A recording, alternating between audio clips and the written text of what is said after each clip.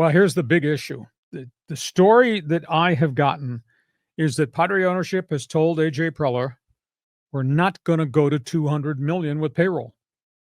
The story that I was told is they want to keep it to about 170. There is no human way the Padres can field the exact same roster and have a 170 million payroll. If they gave every player what quote they're due, arbitration eligible, etc., if they kept all 7, their payroll would go to 210, which would put them back into luxury tax hell. They don't want to do that. So now the burning question is, who are you going to let go? And how are you going to improve this team if the total roster has a value of 210 million and they told you you got to stay at 170? Please tell me how you're going to shed 40 million, who you're going to shed 40 million off this group, and how you're going to replace them with anybody if your payroll still has to be at about 170. What do they do with Luis Arraez? You know, he's due an arbitration 14.6. John and I have talked back and forth. I don't think I should pay a nickel singles hitter 14.6 mil.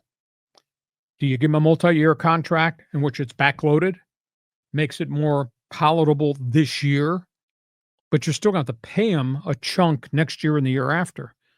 Or do you put him back on the trade block? Well, if you trade Arraez in his 318 National League batting championship stat, if you trade him somewhere else, now you got a hole at first base, you got a hole in the batting order. So they got a problem with Arraez. I'd say it's goodbye time for Profar, Kim, Tanner Scott, the 2 bench guys. That's about $40 million. But how are you going to replace them all if you let all those guys leave? How are you going to replace any of those guys if you've just gotten to 170 million by chopping 40 million off the payroll? To me, the most important thing that has to happen with the winter baseball meetings opening next week, they got to find a way to get Sasaki at an affordable price. That's the big issue. And I don't know how they're going to do it. I think it's going to be really, really hard because the Dodgers are out there. Now the Angels have entered the bidding.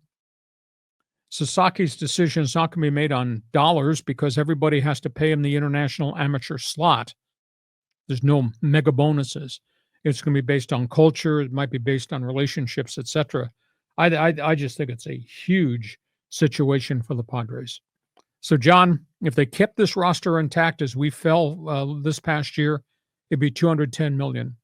So that's 40 million they got to get rid of to go back to the 170 million limit the owners have placed on AJ Brown. How's he going to do it? Yeah, it's like a math problem, and it's where they're going to lose some quality guys. Padre fans some of them are going to be angry, because there's people have fallen in love with Luis Arraez and his sort of his magic wand, if you want to call it that, and the way he plays the game.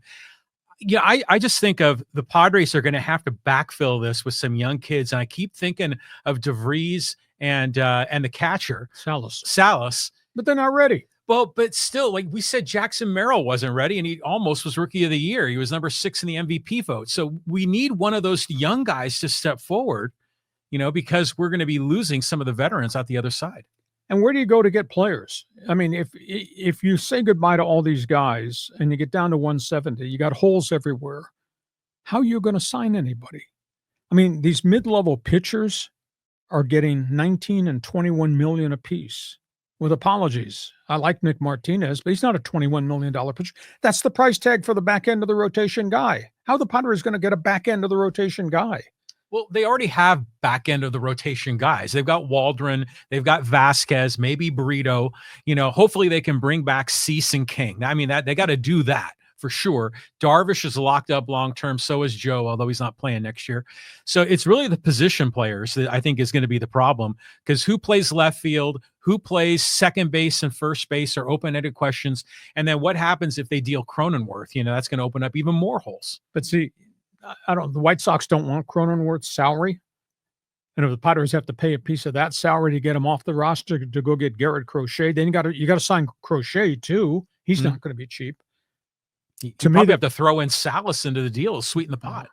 To me, the most important acquisition he can make is Sasaki. He could get Sasaki at a cost-effective price. Well, see, I would counter that. I'd say get King and Cease locked down. then get Sasaki. And they've had a month to do it. They haven't done any of that yet, Yeah. which kind of stuns me. So if you're a Padre fan, you worried about this? You concerned about this? I guarantee you, as we sit here the 1st of December, the roster you're going to have opening days, I think it's going to be very, very different from the roster that nearly beat the Dodgers in the National League playoffs. Jump on board. Fans Forum chat box is open. Padre fans, Dodger fans are invited. There's another baseball note.